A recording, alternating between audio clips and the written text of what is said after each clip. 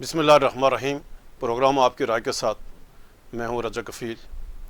اور آج میرے ساتھ شریک گفتگو ہیں سینئر صحافی اعجاز عباسی۔ ناظرین، آج پاکستان میں بڑی خبر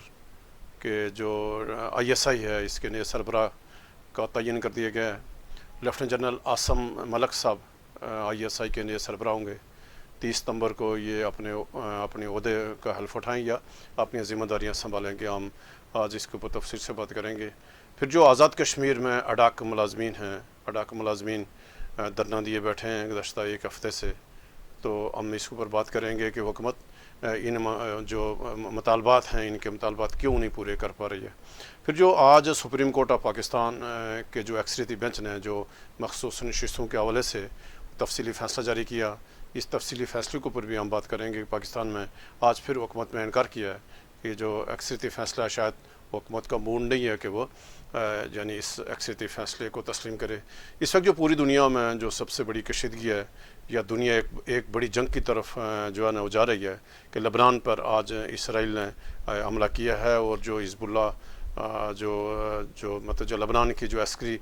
تنظیم ہے اس کے ٹھکانوں پہ حملے کیے ہیں، اور اس وقت جو مشرق وسطیٰ ہے وہ ایک بڑی یعنی جنگ کی دہلیز پر پہنچ چکا ہے۔ تو ہم اس کو تفصیل سے بات کریں گے۔ تو آغاز کرتے ہیں ہم جو مقبوضہ کشمیر ہے۔ مقبوضہ کشمیر میں کل یعنی پرسوں 25 ستمبر کو الیکشن کا دوسرا مرحلہ ہے۔ تو مقبوضہ کشمیر میں ذرا جس طرح سے پہلا جو مرحلہ مکمل ہوا وہاں عوام نے بڑی تعداد میں ووٹ دیے ہیں، تو آغاز ہم مقبوضہ کشمیر کے الیکشن سے کرتے ہیں کہ ذرا یعنی تمام تر یعنی جو ایک سال تقریباً 5 سال کے بعد، یعنی 5 اگست 2019 کے فیصلے کے بعد، یہ تقریباً 10 سال کے بعد جو مقبوضہ کشمیر میں الیکشن ہو رہے ہیں، اور یہ کوئی برارہ ابھی جو ریاست جو کشمیر ہے بحال نہیں ہوئی ہے۔ یہ بھارت کے زیر انتظام جو کشمیر کی اکائی ہے اس کے اوپر الیکشن ہو رہے ہیں۔ پہلا مرحلہ ہوا اور 25 ستمبر کو دوسرا مرحلہ۔ ابھائی صاحب، ہم نے اس دن بھی اپنے پروگرام میں بات کی کہ یعنی 10 سال کے بعد جو مقبوضہ کشمیر اسمبلی کے الیکشن ہوئے ہیں، وہ پہلا مرحلہ مکمل ہوا۔ اس میں جو جماعت اسلامی سمیت جو مزاحمتی جو جماعتیں تھیں سب نے حصہ لیا، اور بھرپور جو ہے نا لوگوں نے حصہ لیا انتخابات میں، اور ٹرن آؤٹ بھی بہت اچھا رہا۔ تو اب پوری اس ساری جدوجہد جو کشمیروں نے 35-40 سال یعنی وہ جہاد بھی کیا، مزاحمتی جدوجہد بھی کی، اور جماعت اسلامی نے جو اس یعنی جہاد کو لیڈ بھی کیا، تو بالآخر ابھی اس سٹیج پہ آ کر یہ جو الیکشن ہونے کے جا رہے ہیں، کیا اس سے کوئی پیش رفت ہوگی، کوئی بہتری آئے گی، کشمیر حال کی طرف بڑھیں گے، یا صرف ایک روایتی جو کارروائی پڑے گی؟ بہت شکریہ کفیل صاحب۔ یہ کل پرسوں دوسرے مرحلے کے الیکشن ہو رہے ہیں 25 تاریخ کو، اور اس میں 26 سیٹوں پر الیکشن ہوں گے۔ کشمیر اسمبلی کی کل 9 سیٹیں ہیں، اور 5 سیٹیں مخصوص بھی ہیں جن پر گورنر نامزدگی کرنی ہے۔ ان میں سے 2 سیٹیں ہیں وہ پنڈت جو کشمیر چھوڑ کر چلے گئے تھے ان کے لیے مختص کی گئی ہیں، اور 2 سیٹیں ہیں جو کہ ایک سیٹ ہے جو پاکستان سے 1947 میں جو مہاجرین واپس چلے گئے تھے وہ، اور 2 سیٹیں خواتین کے مختص ہیں۔ ان پر 5 پر نمائندگی نامزدگی ہوگی گورنر کی طرف سے۔ 26 سیٹوں پر کا الیکشن ہے، ان میں خاص بات یہ ہے 24 پہ جو ہوئے ہیں پہلے، وہ سیٹیں جو 24 پر پہلے ہو گئے تھے، 40 پر تیسرے مرحلے میں الیکشن ہوں گے۔ وہ جو 26 پر الیکشن ہو گئے ان میں محبوبہ مفتی چونکہ خود الیکشن نہیں لڑ رہی، ان کی بیٹی التجا مفتی ہے وہ سیٹ پر الیکشن لڑ رہی، اس سیٹ پر بھی ہوں گے، اور اس میں شیخ اپنی عمر عبداللہ والی سیٹ بھی شامل ہے، سری نگر والی۔ اور بالخصوص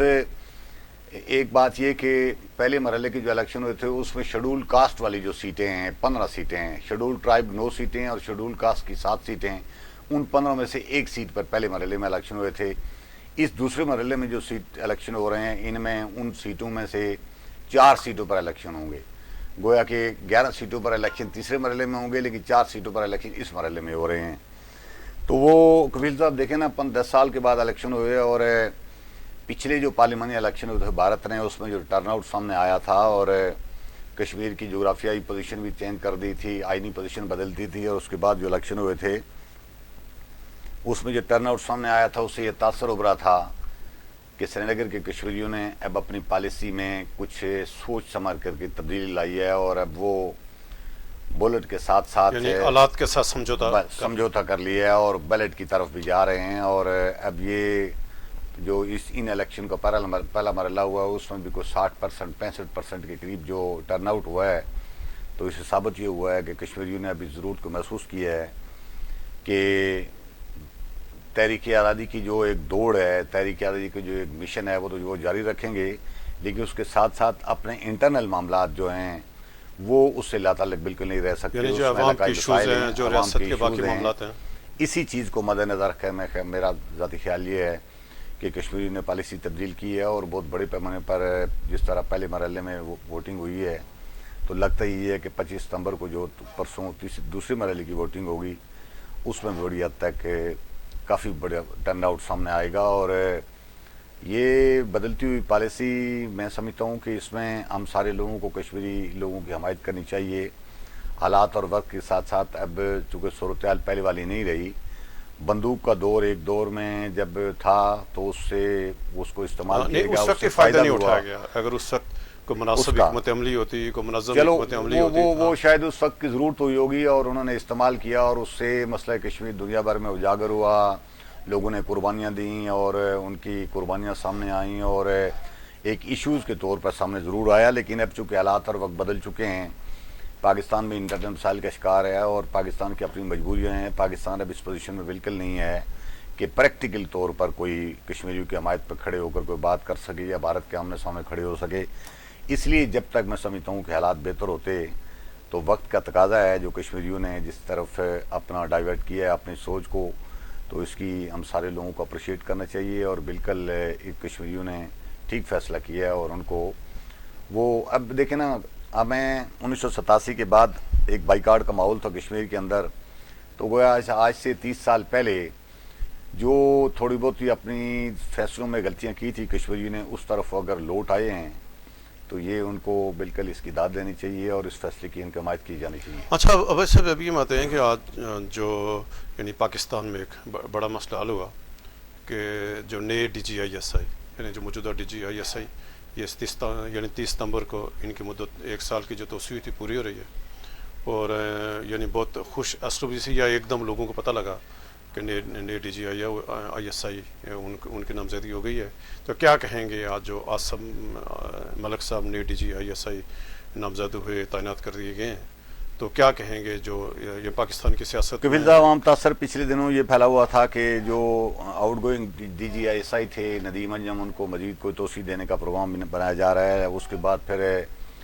میڈیا کی طرف سے اطلاعات آئیں کہ نہیں، اب ان کی مزید توسیع نہیں ہوگی، وہ 1 سال کی توسیع پر تھے اور ان کی مدت پوری ہو گئے. نئی ڈی جی آئی ایس آئی تعیناتی کے لیے راولپنڈی کے جو کور کمانڈر ہیں شاہد امتیاز، ان کا نام بھی زیر غور آیا، اور کچھ اور بھی بڑے سینئر جرنیل تھے جن کا آیا. تو آج عاصم ملک صاحب ہیں جو کوئی ایک جنرل ہیں، ایڈجوٹنٹ جنرل ہیں جے ایچ کیو میں، لیفٹیننٹ جنرل ہیں، ان کی تعیناتی ہوئی ہے اور ان کا تعلق چکوال سے ہے، اور یہ بڑے فیملی بیک گراؤنڈ کے آدمی ہیں اور بڑے والد صاحب بھی ان کے lieutenant general Ghulam Mustafa general ملک غلام مصطفیٰ. یہ میں آج کہیں پڑھ رہا تھا تو یہ جو المصطفیٰ ٹرسٹ ہے جس نے مختلف شہروں میں ہاسپٹل وغیرہ بنائے ہوئے ہیں، تو یہ بھی ان کے والد صاحب کے نام پر ہی ہے. اور ان کا تاریخی رول ایک اور میں آپ کو بتاؤں کہ یہ پنڈی کے کور کمانڈر تھے اس وقت جب غلام اسحاق خان اور نواز شریف کے درمیان کھینچاتانی ہوئی تھی، اور جنرل وحید کاکڑ فارمولہ جو اپلائی کیا گیا تھا، تو اس فارمولے میں اس پر عمل درآمد کرانے میں جو سب سے مرکزی رول تھا وہ یہ جی ایم ملک صاحب کا تھا. یہ جو موجودہ عاصم ملک صاحب ہیں، ان کے والد جو اس وقت پنڈی کے کور کمانڈر تھے. تو یہ فوجی بیک گراؤنڈ ہے ان کا بڑا گھرانہ، اور میں سمجھتا ہوں کہ ایک بہت بڑے انٹیلیجنس ادارے اور پاکستان کی آئی ایس آئی کا شمار دنیا کی چند بڑی انٹیلیجنس ایجنسیوں میں ہوتا ہے، اس کی بڑی ذمہ داری ملنا ہے ان کے لیے ایک بڑے اعزاز کی بات ہے. لیکن کفیل صاحب دیکھنے میں بات یہ آئی ہے کہ پچھلے ایک عرصے سے ہماری جو آئی ایس آئی ہے وہ سیاسی الزامات کی زد میں ہے. اور وہ دیکھیں نا، اپنا یہ جو آرمی چیف فیض امین صاحب کے اوپر الزام لگا، فیض امین سے پہلے ٹرائل سے گزر رہے ہیں. فیض امین صاحب تو اس وقت ایک مشکل میں پھنسے ہوئے ہیں، اور انہوں نے اپنے دور میں جو کمی کوتاہیاں غلطیاں کی تھیں ان پر ان کو ٹرائل کیا جا رہا ہے. اس سے پہلے جنرل احمد شجاع پاشا تھے، جنرل ظہیر اسلام تھے، ان لوگوں کے خلاف بھی بڑے سنگین سیاسی الزامات سامنے آئے تھے. اور ایک ایسا انٹیلیجنس ادارہ جو بنایا اس لیے گیا تھا کہ وہ ایکسٹرنل معاملات میں پاکستان کے لیے سازشانی کر کے پاکستان کے لیے پہلے مواد انٹیلیجنس معلومات اکٹھی کرے. وہ پچھلے ایک عرصے سے اس پر سیاسی الزامات لگ رہے ہیں اور اس پر پاکستان کے اندر سیاست میں ملوث ہونے کا الزام لگ رہا ہے. تو ہماری توقع یہ ہے کہ نئی ڈی جی آئی ایس آئی جو آئے ہیں وہ اپنے ادارے کے اوپر جو لگنے والی یہ سیاسی الزامات ہیں جس کی وجہ سے قوم تقسیم ہے، کچھ ایک دڑا ان کی سپورٹ کرتا ہے، کچھ لوگ الزامات کی وہ ان کے اوپر وہ لگا رہے ہیں، تو ہماری توقع ہے کہ یہ پروفیشنل طریقے سے اس ادارے کا اجتناب کر کے اس ادارے کو اسی راہ پر ڈالیں گے جس مقصد کے لیے بنایا گیا تھا، کہ تاکہ ایک بار پھر ماضی کی طرح ساری قوم جس طرح پاک فوج کے پیچھے کھڑی ہے اسی طرح آئی ایس آئی کے پیچھے بھی کھڑی رہے اور کھڑی ہو جائے، اور پھر اس سے ظاہر ہے ان کو اپنا پروفیشنل کام کرنے میں دیکھیں نا کفیل صاحب، یہ آئی ایس آئی کا انٹرنل معاملات میں تو چلو جو رول ہے وہ ہونا تو نہیں چاہیے، لیکن وہ رول پلے کر رہے ہیں، لیکن اس وقت ہمارا مقابلہ بھارت سے ہے، امریکہ سے ہے، اسرائیل سے ہے، ان کی بڑی انٹیلیجنس ایجنسیاں ہیں، اسی طرح روس سے ہے، تو اپنے آپ کو دنیا کی بڑی لیول کی ایجنسیوں کے ہم پلہ ثابت کرنے کے لیے آپ کو انٹرنل جو مسائل ہیں جو الجھ رہے ہیں، جو الجھ کر رہ گئی ہے یہ انٹیلیجنس ادارہ، اس ادارے کو باہر نکالنا پڑے گا، تبھی جا کر نہ صرف آپ پروفیشنل طریقے سے اپنے کام پر توجہ دے سکیں گے بلکہ ساری قوم بھی پیچھے آپ کی بیک بون ہوگی۔ اچھا ابھی صاحب ابھی یہ مت ہے کہ آج جو سپریم کورٹ آف پاکستان نے جو ایک مخصوص نشستوں کے حوالے سے یہ فیصلہ جاری کیا تھا، آج جو اکثریتی فیصلہ ہے آج اس کا تفصیلی فیصلہ جاری ہوا، تو کیا کہیں گے آج یہ جو 8 رکنی جو اکثریتی فیصلہ ہے اس کے بارے میں کیا کہیں؟ آج جو تفصیلی فیصلہ اس میں یا جو مختصر فیصلے میں آج اس میں مزید کیا اور رہنمائی کی گئی ہے اس فیصلے میں؟ ایک تو رہنمائی جو آج تفصیلی فیصلہ آیا ہے اس میں تو سپریم کورٹ نے 2 ٹوک مورد الزام ٹھہرایا ہے الیکشن کمیشن کے، اور 2 ٹوک انہوں نے واضح بات کی ہے کہ الیکشن کمیشن کا کام ایک آئینی ادارہ ہونے کے ناطے صاف اور شفاف الیکشن کرانا ہے، اور وہ الیکشن نہیں کروا سکا اور اس کو استعفیٰ دے دینا چاہیے، یہ ایک نئی چیز سامنے آئی ہے۔ لیکن چونکہ الیکشن کمیشن نے جو الیکشن کمیشن خود ایک آئینی ادارہ جو مختصر فیصلہ آیا تھا اس پر نظر ثانی کی درخواست جا کر اس نے ڈال دی تھی، وہ بھی کافی دیر انتظار کرنے کے بعد اسی دوران چاہیے تو یہ تھا کہ سپریم کورٹ تفصیلی فیصلہ جاری کر دی تھی، لیکن وہ مختصر فیصلے کے بعد 2.5 مہینے بعد تقریباً 2.5 مہینے کا ٹائم گزر گیا، 12 جولائی کو وہ فیصلہ آیا تھا، تو آج 24 ستمبر گزر گئے ہیں، تو یہ اس کا مطلب یہ 2 یا 2.5 مہینے کا ٹائم گزر گیا،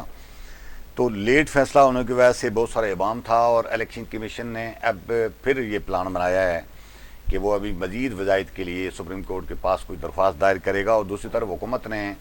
تو اپنے وزیر قانون کے ذریعے آج پریس کانفرنس کر کے 2 ٹوک لوگوں کے سامنے ایک میسیج دے دیا ہے کہ وہ بالکل اس فیصلے پر عمل درآمد کرنے کے موڈ میں نہیں ہیں، کیونکہ 12 جولائی کا فیصلہ ہونے کے بعد انہوں نے ایک بل پاس کروایا تھا اسمبلی سے، جس میں انہوں نے اس میں الیکشن ایکٹ چینج کیا تھا انہوں نے، جس میں انہوں نے قرار دیا تھا کہ کوئی بندہ اگر ایک دفعہ کسی پارٹی میں شامل ہونے کے لیے، کوئی آزاد امیدوار کسی پارٹی میں شامل ہونے کے لیے اپنے ایفیڈیوٹ دے دیتا ہے، پھر تبدیلی 3 دن کے اندر دے دیتا ہے، تو اس میں پھر تبدیلی نہیں ہو سکتی۔ حالانکہ یہ فیصلہ سپریم کورٹ کا تھا، اور سپریم کورٹ نے آئینی فیصلہ دیا ہے، سپریم کورٹ نے آئین کی اس شق کی وضاحت کی ہے جس کے تحت آزاد امیدواروں کو الیکشن کمیشن کی ویب سائٹ پر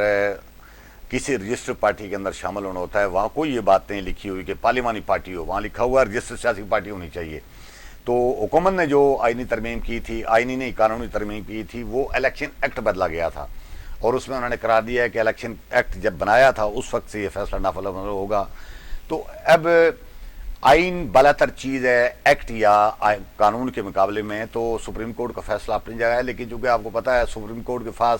پاس اپنے فیصلوں کو نافذ کرانے کے لیے کوئی اتھارٹی تو ہے نہیں، ان کے پاس پولیس یا اس طرح کے ادارے قوت نافذہ ان کے پاس ہے نہیں،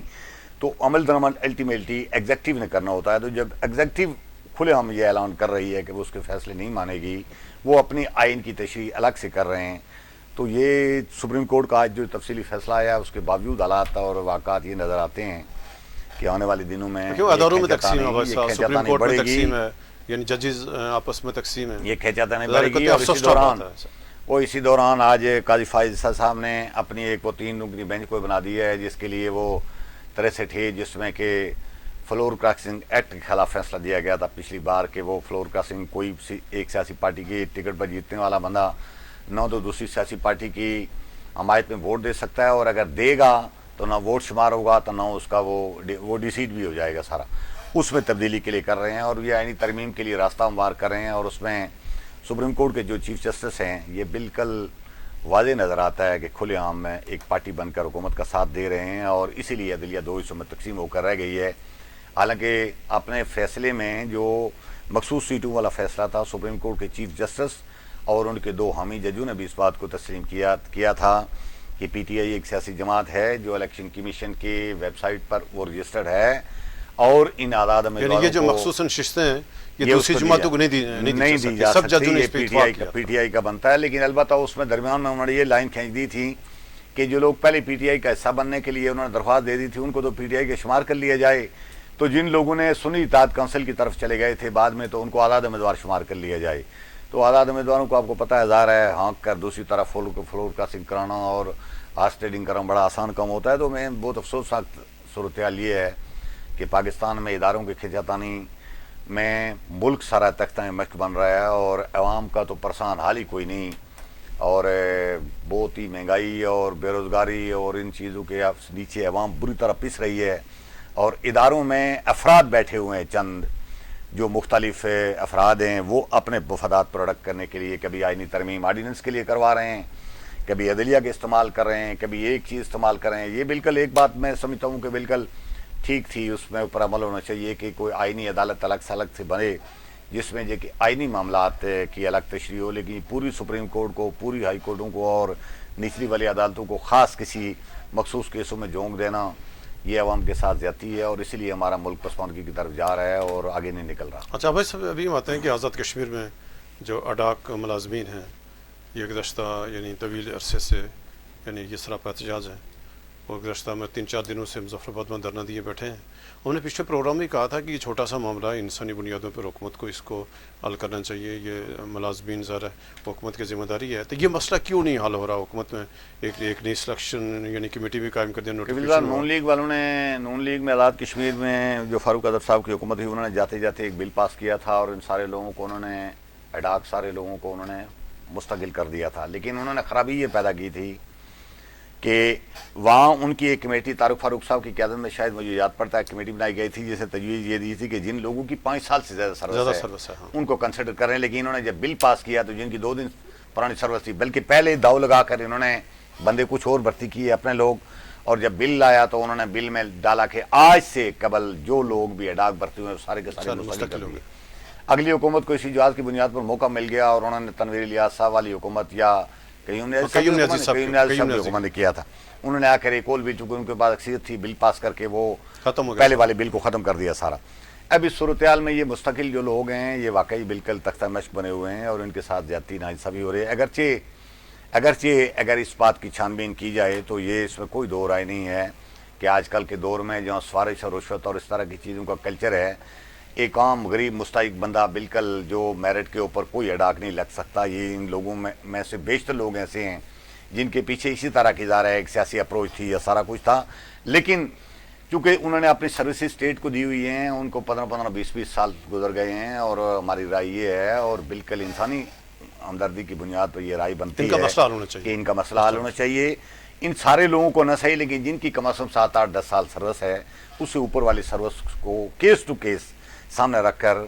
اس کا جائزہ لیں. اور ریاست اگر ماضی میں بھی ہوتا رہا ہے, پاکستان میں بھی ہوتا رہا جا رہا ہے کہ اڈاک ملازمین کو مستقل کیا جاتا رہا ہے, لیکن یہ بات کہ جتنے لوگوں کو پہلے اپنی خالی پوسٹوں کے اوپر اپنے لوگوں کو اڈاک بھرتی کریں اور ایک بل پاس کر کے سارے لوگوں کو مستقل کر دیں, یہ جو طرز عمل نون لیگ والوں نے اپنایا تھا اسی وجہ سے یہ خرابی پیدا ہوئی ہے. میں سمجھتا ہوں کوئی ایک کرائٹیریا ڈیفائن کریں, اس کرائٹیریا کے اندر جو لوگ آتے ہیں ان کو مستقل کیا جانا چاہیے تاکہ یہ جو ان کی فیملیاں وہ لوگ خود اور ریاست جو ایک بالکل ایک افراتفری کا شکار ہے. اور آپ نے دیکھا ہوگا کہ پچھلے ایک عرصے سے وہ دھرنا دیے بیٹھے ہیں مظفر آباد میں اور حکومت کوئی سنجیدگی کا مظاہرہ نہیں کر رہی. وزیر اعظم نے کوئی ایک اکا دکا ان کے بارے میں کوئی اعلانات کیے تھے, میرے خیال میں 30 اکتوبر تک شاید ان کی توسیع تو انہوں نے دی ہوئی ہے تنخواہوں کا مسئلہ, لیکن یہ مسئلے کا حل نہیں ہے. مسئلے کا حل یہ ہے کہ حکومت ایک کرائٹیریا ڈیفائن کرے. اب سنا ہے انہوں نے کوئی کمیٹی بنائی ہے, لیکن بات وہی ہے یہ سیاسی کمیٹی جب آپ بناتے ہیں اور اس طرح کی کرتے ہیں تو یہ وہ خرابیاں اپنے لوگوں کو فائدہ پہنچانے کے لیے بیچ میں کئی ایسی چیزیں انجیکٹ کر دیتے ہیں جس کی وجہ سے سارا کرائٹیریا خراب ختم ہو کر آ جاتا ہے. ان کو شفاف طریقے سے کرائٹیریا بنانا چاہیے, جو لوگ اس کرائٹیریا کے اندر آئیں ان کو مستقل کریں, جو نہیں آتے ان کو اڈاک قرار دے دیں اور ان کو دوسری کسٹڈی سے گزار. اچھا ابھی ہم آتے ہیں اب ایسا جو آزاد کشمیر میں ایکشن کمیٹیاں بنی تھی اور یعنی ان کی طویل جدوجہد کے بعد یعنی 2-3 جو مسئلے حل ہوئے اور ابھی یہ 25 ستمبر کو راولہ کوٹ میں ایکشن جوائنٹ عوامی ایکشن کمیٹی ہے، ان کا اجلاس ہو رہا ہے، یعنی یہ یوم تاسیس منا رہے ہیں 25 ستمبر کو. تو کیا اطلاعات ہے؟ ایک تو ناظرین کو اپڈیٹ کریں گے جو 25 ستمبر کو راولہ کوٹ میں اجلاس ہے یہ کیا ہوگا اور اس میں کیا فیصلے ہونے کو جا رہے ہیں؟ ایک دو کفیل صاحب، یہ تو اوپن بات ہے، اس میں تو کوئی تجزیے والی بات ہی نہیں ہے کہ وہ چارٹر آف جو ڈیمانڈ تھا پہلے اس کی شکوں کی تعداد 25 تھی، پھر وہ کم کر کے میرے حال میں کوئی 9 یا 10 لے آئے تھے. ان میں سے ٹوٹل 2 شکوں پر عمل ہوا ہے، وہ بھی آزاد کشمیر کے لوگوں نے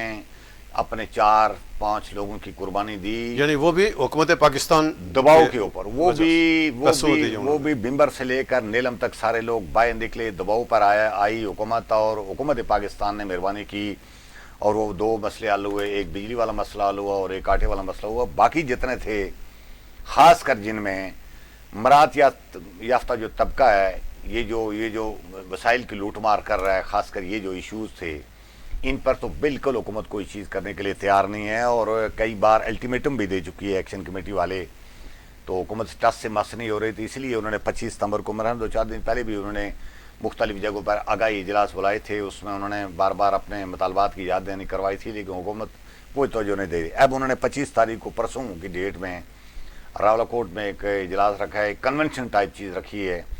جس میں وہ چارٹر آف ڈیمانڈ کو نئے سرے سے اٹھائیں گے اور وہ حکومت کو الٹیمیٹم بھی دے سکتے ہیں، اور آزاد کشمیر ایک بار پھر افراتفری کا شکار ہو سکتا ہے. اس سے میں سمجھتا ہوں کہ حکومت کو سنجیدگی نوٹس لینا چاہیے. اور باقی جو نکات ہیں، جو 2 بڑے مسئلے تھے جن پر بہت زیادہ مالی اخراجات تھے،